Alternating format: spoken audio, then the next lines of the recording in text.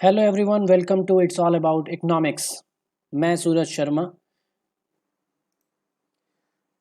Economics से related और videos के लिए, लेक्चर वीडियोस के लिए आप इस चैनल को सब्सक्राइब कर सकते हैं। और आज इस लेक्चर में हम देखने का प्रयास करेंगे कि मैक्रो इकोनॉमिक्स को कैसे हम डिफ़ाइन कर सकते हैं। मैक्रो इकोनॉमिक्स जो है वो किस तरीके से माइक्रो इकोनॉमिक्स से अलग है, और मैक्रो इकोनॉमिक एनालिसिस की एक सेपरेट स्टडी के रूप में ज़रूरत क्यों पड़ी। और इन चीज़ों को देखने के लिए हमको सबसे पहले डिफाइन करना पड़ेगा कि मैक्रो इकोनॉमिक्स है क्या। प्रोफेसर गार्डनर एक्ले ने मैक्रो इकोनॉमिक्स को डिफाइन करने के लिए कुछ टर्म्स यूज़ किए, जैसे कि aggregate volume of the output. ये आउटपुट जो है वो एक इकोनॉमी के आउटपुट से रिलेटेड है। लेट्स से आप इसको बोल सकते हैं कि ये नेशनल प्रोडक्ट है या नेशनल इनकम है।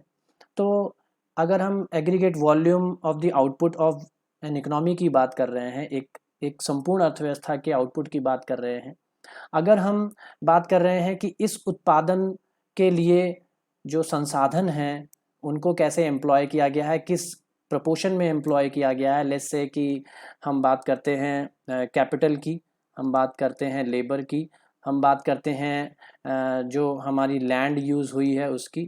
तो ये जो रिसोर्सेज हैं इनको इन साधनों को किस अनुपात में जो है वो इसमें लगाया गया है। अगर हम बात कर रहे हैं साइज़, नेशनल इनकम के साइज़ की, राष्ट्रीय आय के आकार की, अगर हम बात कर रहे हैं जनरल प्राइस लेवल की, इसका मतलब हम बात कर रहे हैं मैक्रो इकोनॉमिक्स की। सो प्रोफेसर गार्डनर एक्ले इन सारी चीज़ों को मैक्रो इकोनॉमिक्स से कंसर्न करते हैं।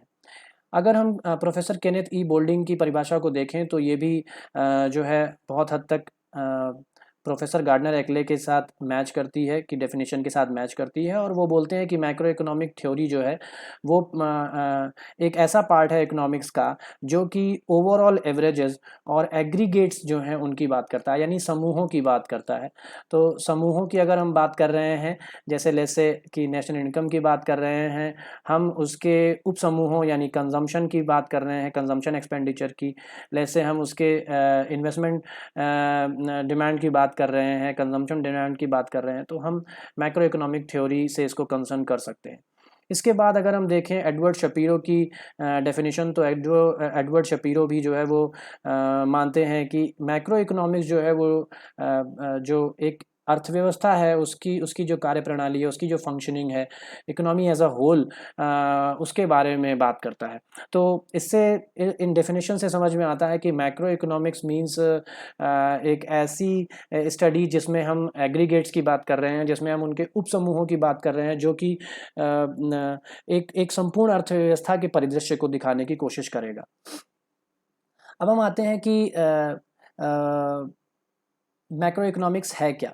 तो इन डेफिनेशन से अगर हमको देखने में समझ में आ जाएगा कि ये एक एनालिसिस है जिसमें हम देखेंगे कि इकोनॉमिक जो सिस्टम है वो टोटलिटी में कैसे बिहेव करता है। यानी एक इकोनॉमिक सिस्टम अगर है तो उसका बिहेवियर कैसा होगा टोटलिटी में। टोटलिटी मीन्स कि हम बात कर रहे हैं यहाँ पे बड़े बड़े समूहों की, इसीलिए हम इसको मैक्रो इकोनॉमिक्स बोलते हैं। क्योंकि अब मैं इसको आपको पहले ही बता चुका हूँ कि ये ग्रीक वर्ड मैक्रोस से बना है, और मैक्रोस का अर्थ होता है बड़ा या लार्ज, या आप इसको बोल सकते हैं ब्रॉड भी। तो मैक्रो इकोनॉमिक्स का संबंध है इकोनॉमिक सिस्टम से टोटलिटी में। ये स्टडी करता है एग्रीगेट्स को यानी समूहों को।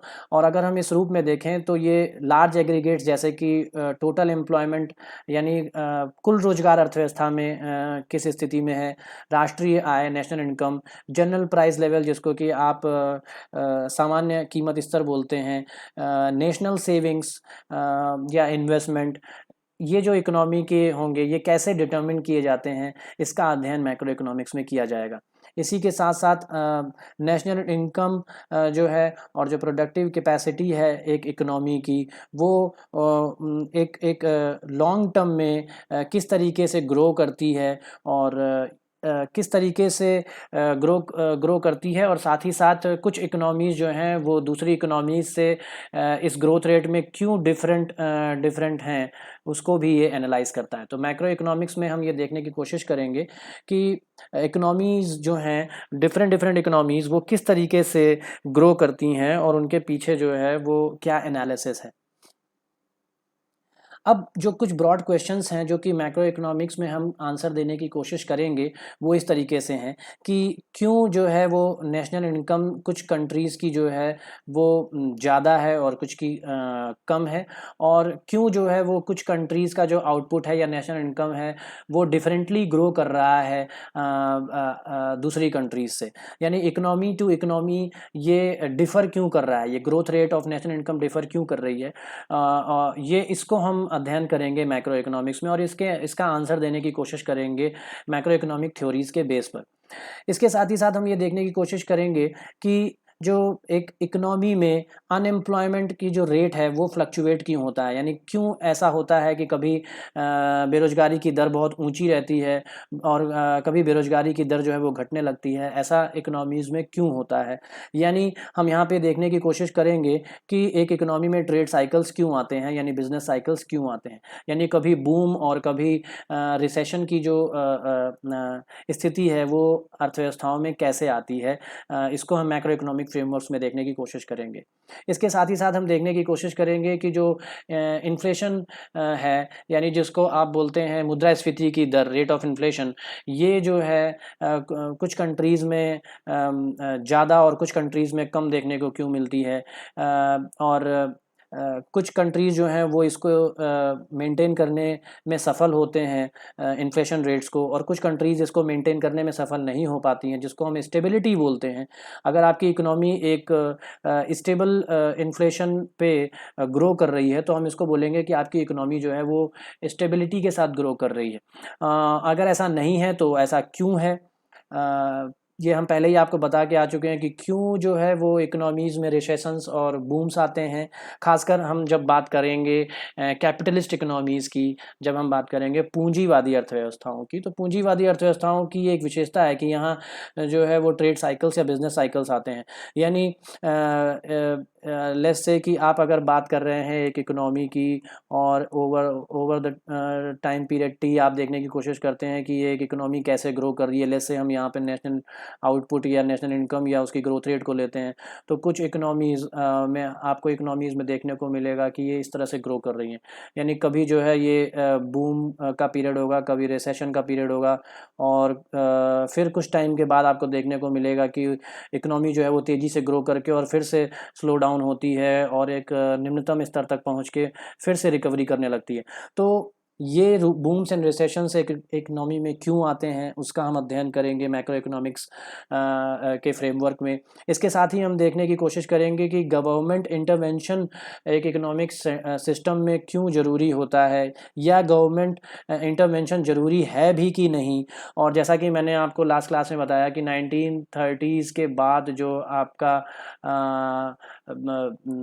मैक्रो इकोनॉमिक्स है वो गवर्नमेंट इंटरवेंशन को ज़रूरी मानता है। और नेक्स्ट कुछ लेक्चर्स में हम देखेंगे कि कैसे कीन्स ने जो है जेएम कीन्स ने जो है इसकी आधारशिला रखी कि क्यों गवर्नमेंट इंटरवेंशन ज़रूरी है। इसके साथ ही साथ हम देखने की कोशिश करेंगे कि गवर्नमेंट किस तरह की पॉलिसी अडॉप्ट कर सकता है इन्फ्लेशन को स्टेबल रखने के लिए, और इसी के साथ साथ स्टेबिलिटी को बनाए रखने के लिए। साथ ही साथ बिजनेस साइकिल्स को कैसे कंट्रोल कर सकती है गवर्नमेंट अपनी पॉलिसी के थ्रू। इसके साथ ही साथ नेशनल इनकम और आउटपुट को में कंटिन्यूअस ग्रोथ के लिए गवर्नमेंट क्या कर सकती है, किस तरीके की पॉलिसी को अडॉप्ट कर सकती है, बेरोजगारी को दूर करने के लिए क्या कर सकती है, और बैलेंस ऑफ पेमेंट को में संतुलन बनाए रखना, यानी इसको अब हिंदी में भुगतान संतुलन बोलते हैं। भुगतान संतुलन एक तरीके का खाता है जो कि आपके एक्सपोर्ट और इंपोर्ट के वॉल्यूम्स को देखता है, यानी आप कितना एक्सपोर्ट कर रहे हैं वस्तुओं और सेवाओं का, और पूंजी और श्रम का, और कितना आप इंपोर्ट कर रहे हैं यानी आयात और निर्यात कितना कर रहे हैं, इसका लेखा जोखा होता है। और और इसमें जो अगर बैलेंस नहीं है, अगर आपके इंपोर्ट्स ज़्यादा हैं आपके एक्सपोर्ट से, तो भी आपको प्रॉब्लम हो सकती है। अगर आपके एक्सपोर्ट्स ज़्यादा हैं इंपोर्ट से, तो भी आपको जो है वो कुछ कॉन्स या प्रॉज दोनों ही देखने को मिल सकते हैं। तो हम ये नेक्स्ट लेक्चर्स में देखने की कोशिश करेंगे कि बीओपी है क्या और इसको गवर्नमेंट जो है वो किस तरह से रीस्टोर कर सकती है। तो ये सारी चीज़ें जो हैं ये मैक्रो इकोनॉमिक फ्रेमवर्क के अंतर्गत आती हैं, और इसमें हम देखने की कोशिश करेंगे कि किस तरीके से मैक्रो इकोनॉमिक थ्योरीज जो हैं वो इसका आंसर देती हैं। अब हम देखते हैं कि कैसे हम मैक्रो इकोनॉमिक्स को माइक्रो इकोनॉमिक्स से डिफरेंट कर सकते हैं, कैसे अलग कर सकते हैं। और जैसा कि हमने देखा कि हमने मैक्रो इकोनॉमिक्स को डिफ़ाइन किया, अब हम माइक्रो इकोनॉमिक्स को अगर हम डिफ़ाइन करें तो हमको अंतर समझ में आ जाएगा कि माइक्रो इकोनॉमिक्स में हमको क्या पढ़ना है और मैक्रो इकोनॉमिक्स में हमको क्या पढ़ना है। जहाँ तक माइक्रो इकोनॉमिक्स की बात है तो ये इंडिविजुअल यूनिट्स की स्टडी करेगा एक इकोनॉमी की। For example individual consumer, individual firms, individual industries and markets. Let's say हमें किसी एक गुड्स या किसी एक सर्विस के मार्केट की बात कर रहे हैं, तो इसका मतलब हम माइक्रो इकोनॉमिक्स फ्रेमवर्क में ये स्टडी कर रहे हैं। तो आपने देखा कि मैक्रो इकोनॉमिक्स जो है जहाँ वो जो है वो लार्ज एग्रीगेट्स यानी बड़े समूहों की बात करता है, वहीं माइक्रो इकोनॉमिक्स जो है वो छोटे छोटे समूहों की बात करता है एक अर्थव्यवस्था के। और ये एक्सप्लेन करता है कि किस तरीके से जो है वो वस्तुओं और साधनों की जो कीमतें हैं वो कैसे निर्धारित होती हैं किसी भी एक इंडस्ट्री में या किसी एक फर्म में, किस तरीके से इंडिविजुअल कंज्यूमर जो है वो बिहेव करता है किसी एक पर्टिकुलर सिचुएशन में। ये सारी चीज़ें हम माइक्रो इकोनॉमिक फ्रेमवर्क्स में देखने की कोशिश करेंगे। ये एक्सप्लेन करता है कि कैसे जो है वो संसाधन जो हैं वो वस्तुओं और सेवाओं के उत्पादन में जो है वो आवंटित किए जाते हैं, एलोकेट किए जाते हैं। और इसके साथ ही साथ जो इनकम का डिस्ट्रीब्यूशन है फैक्टर्स के बीच में, फैक्टर्स क्या हैं, पूंजी है, श्रम है, भूमि है जिसको आप लैंड बोलते हैं। इसके साथ ही साथ आप टेक्नोलॉजी को भी इसमें इंक्लूड कर सकते हैं, इसमें आप एंटरप्रेन्योरशिप को भी इंक्लूड कर सकते हैं। तो ये जो संसाधन हैं, ये जो फैक्टर्स हैं, इनका जो है जो भी आय सृजित होगी वो कैसे इन साधनों में आवंटित की जाएगी, इसका अध्ययन भी हम माइक्रो इकोनॉमिक्स के फ्रेमवर्क के अंतर्गत करते हैं। तो यहाँ से आपको समझ में आ गया होगा कि क्या बेसिक डिफरेंस है मैक्रो और माइक्रो के माइक्रो इकोनॉमिक एनालिसिस में, और क्यों ज़रूरत पड़ रही है मैक्रो इकोनॉमिक एनालिसिस की एज अ सेपरेट स्टडी। जैसा कि मैं आपको लास्ट लेक्चर में बता के आया कि 1930s तक अगर हम देखें तो इकोनॉमिक्स जो था वो मोर और लेस हम जो इसमें स्टडी करते थे वो करते थे कि भाई किस तरीके से प्रोडक्शन जो है वो हो रहा है, प्लस इसके साथ साथ डिस्ट्रीब्यूशन कैसे हो रहा है स्केर्स रिसोर्सेज का, और कंजम्पशन जो है वो गुड्स एंड सर्विसेज का, बस यहीं तक हम सीमित थे। और ये सारा जो स्टडी है ये बेसिकली माइक्रो इकोनॉमिक फ्रेमवर्क के अंतर्गत जो है वो की जाती है। लेकिन 1930s के बाद अगर हम देखें तो ये फ्रेमवर्क जो है वो काफ़ी तेज़ी से चेंज हुआ और ज़रूरत महसूस होने लगी कि मैक्रो फ्रेमवर्क में इकोनॉमी को देखा जाना चाहिए, क्योंकि माइक्रो इकोनॉमिक्स के जो प्रिंसिपल्स हैं वो आप पूरी इकोनॉमी पे यूज़ नहीं कर सकते। जैसा कि हमने लास्ट लेक्चर में देखा कि क्यों जो है वो माइक्रो इकोनॉमिक प्रिंसिपल्स जो हैं वो मैक्रो फ्रेमवर्क में जो हैं वो लागू नहीं किए जा सकते और वो प्रॉब्लम क्रिएट कर सकते हैं। जैसा कि हमने देखा है कि क्लासिकल इकोनॉमिस्ट जो हैं वो अज्यूम करते हैं इम्प्लिसिटली कि अर्थव्यवस्था में पूर्ण रोजगार है और जो संसाधन हैं वो पूरी तरह से रोजगार में हैं और स्टेबल इक्विलिब्रियम है, यानी एक ऐसा इक्विलिब्रियम जो कि अपने आप को रीस्टोर करता है। अगर अर्थव्यवस्था जो है वो किसी भी समय विचलन की स्थिति में होती है या कभी बेरोजगारी थोड़ी बहुत होती भी है, तो स्टेबल इक्विलिब्रियम का मतलब ये है कि ये ऑटोमेटिकली जो है इकोनॉमी अपने आप को रीस्टोर करेगी और वापस इक्विलिब्रियम की तरफ आएगी और वापस फुल एम्प्लॉयमेंट का जो है वो जो सिचुएशन है वो रीस्टोर करेगी। ऐसा इन्होंने क्यों बोला? ऐसा इन्होंने बोला, दो इनकी जो बेसिक एजम्पशंस हैं, जो कि है पहला वेज प्राइस फ्लेक्सिबिलिटी और दूसरा है से का जेबी से का लॉ ऑफ मार्केट, जिसको आप समराइज कर सकते हैं इस फ्रेज में, supply creates its own demand, मतलब पूर्ति अपनी मांग का सृजन स्वयं करती है।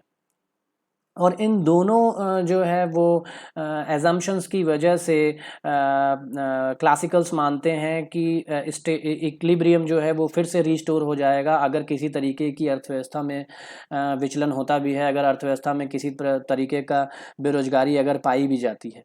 ये किस तरीके से फ्रेमवर्क काम करता है, वेज प्राइस फ्लेक्सिबिलिटी और supply creates its own demand, यानी पूर्ति अपनी मांग का सृजन स्वयं करती है, ये हम आगे के लेक्चर्स में देखेंगे। और इसीलिए अगर हम देखें तो क्लासिकल इकोनॉमी जो है वो मानते हैं कि इनवॉलेंटरी अनएम्प्लॉयमेंट जो है वो हो ही नहीं सकती अर्थव्यवस्था में, और किसी भी तरीके की डेफिशिएंसी डिमांड की नहीं हो सकती, अंडर यूटिलाइजेशन नहीं हो सकता प्रोडक्टिव कैपेसिटी का, अगर हम बात करें मार्केट इकोनॉमी की, यानी एक कैपिटलिस्ट इकोनॉमी की। तो जो भी पूंजीवादी अर्थव्यवस्थाएं हैं उसमें क्लासिकल फ्रेमवर्क इस तरीके से काम करता है कि अगर किसी तरीके की बेरोजगारी है भी तो वेजेस जो हैं वो नीचे आएंगी, यानी वेज कट के थ्रू आप जो है और लोगों को रोजगार दे सकते हैं। और इसके साथ ही साथ जो भी आप सप्लाई कर रहे हैं, यानी जो भी आप उत्पादन कर रहे हैं, उस उत्पादन के बदले में जो साधनों को उसका पारिश्रमिक मिल रहा है। जैसे आपने कोई उत्पादन किया तो आपने पूंजी को उसका ब्याज दिया, आपने जो श्रम यानी लेबर है उसको उसका मेहनताना दिया वेज के रूप में, और लोगों के हाथ में जो है वो इनकम जा रही है, इस इनकम को लोग स्पेंड करेंगे। इसलिए वो मानते हैं कि अगर किसी भी तरीके की इकोनॉमी में सप्लाई हो रही है तो उससे डिमांड डेफिशिएंसी कभी आ ही नहीं सकती, क्योंकि लोगों के हाथ में इनकम जा रही है और ये इनकम जो है ऑटोमेटिकली डिमांड में कन्वर्ट होगी।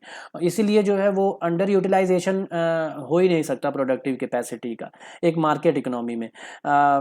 और इसके साथ ही साथ अगर हम देखें तो उन्होंने बोला कि अगर कुछ अनएम्प्लॉयमेंट है भी तो मार्केट फोर्सेस इस तरीके से काम करेंगी कि वो जो हैं इस इक्विलिब्रियम लेवल को रीस्टोर करेंगी। इसीलिए हम बात कर रहे थे यहाँ पे स्टेबल इक्विलिब्रियम की, यानी अगर किसी तरीके की बेरोजगारी है भी तो ये वेज प्राइस फ्लेक्सिबिलिटी काम करेगी और ये supply creates its own demand काम करेगा, और ये ऑटोमेटिक स्टेबलाइजेशन जो है वो इकोनॉमी को वापस जो है वो इक्विलिब्रियम पर रिस्टोर करेगा, यानी फुल एम्प्लॉयमेंट इक्विलिब्रियम पर रिस्टोर करेगा।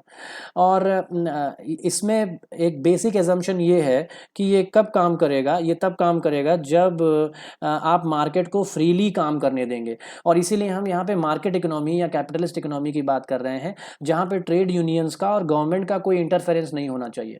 तो क्लासिकल इकोनॉमिस्ट जो हैं वो लेजर फेयर पॉलिसी की बात करते हैं, यानी आप जो है इसमें गवर्नमेंट का कोई भी इंटरवेंशन नहीं होना चाहिए, मार्केट के फोर्सेस को गवर्नमेंट को अपने आप काम करने देना चाहिए, और ट्रेड यूनियंस का जो है वो इंटरफेरेंस नहीं होना चाहिए, क्योंकि अगर ट्रेड यूनियन का इंटरफेरेंस होगा तो ये जो वेज प्राइस फ्लेक्सिबिलिटी है ये कभी काम ही नहीं करेगा, क्योंकि वेज रेट्स को ये ट्रेड यूनियन नीचे ही नहीं आने देंगे। और अगर वेज कट पॉसिबल नहीं होगा तो जो है और ज़्यादा लोगों को रोजगार देना संभव नहीं होगा।